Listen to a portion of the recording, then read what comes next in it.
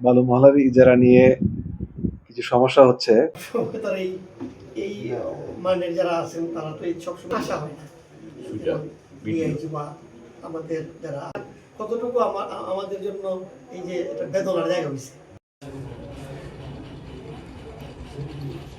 জাদুকাটা নদীতে দুইটা বালু মহল সরকার কর্তৃক ইজারা দেওয়া আছে, জাদুকাটা 1 এবং জাদুকাটা 2 নামে।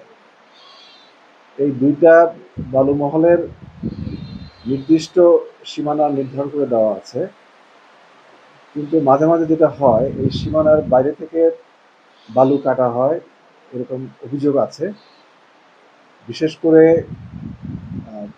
নদীর পাড়ের থেকে বালু কাটা হচ্ছে, যে কারণে নদীটা ক্ষতিগ্রস্ত হচ্ছে এবং নদী তীরবর্তী মানুষের ঘরবাড়ি নিশ্চিহ্ন হয়ে যাওয়ার আশঙ্কা দেখা দিয়েছে।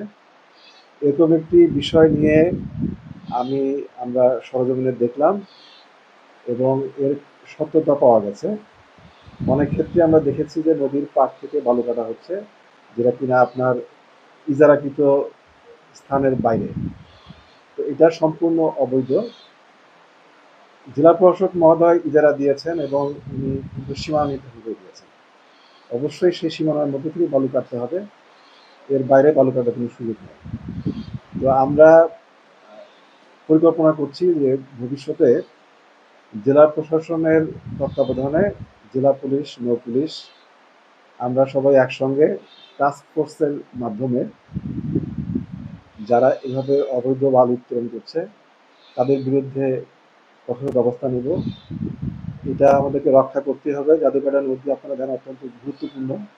এখানে পর্যটন শিল্পের জন্য এটা অত্যন্ত গুরুত্বপূর্ণ।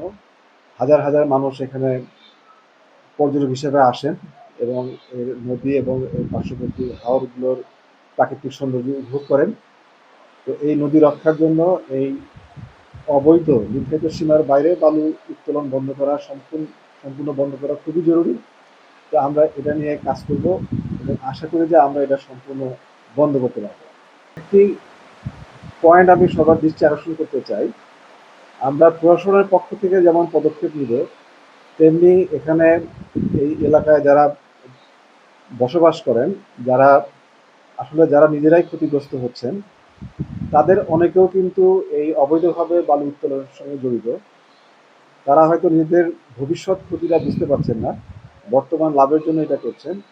তো আমরা তাদেরকে সচেতন করার জন্য আমরা এসব এলাকায় সচেতনামূলক পদক্ষেপ গ্রহণ করব, তাদেরকে সচেতন করবো, তাদেরকে বুঝাবো যে তারা আসলে এই সাময়িক লাভের জন্য যে কাজটা করছেন তাতে তাদের দীর্ঘস্থায়ীভাবে তারা নিজেরাই ক্ষতিগ্রস্ত হবে।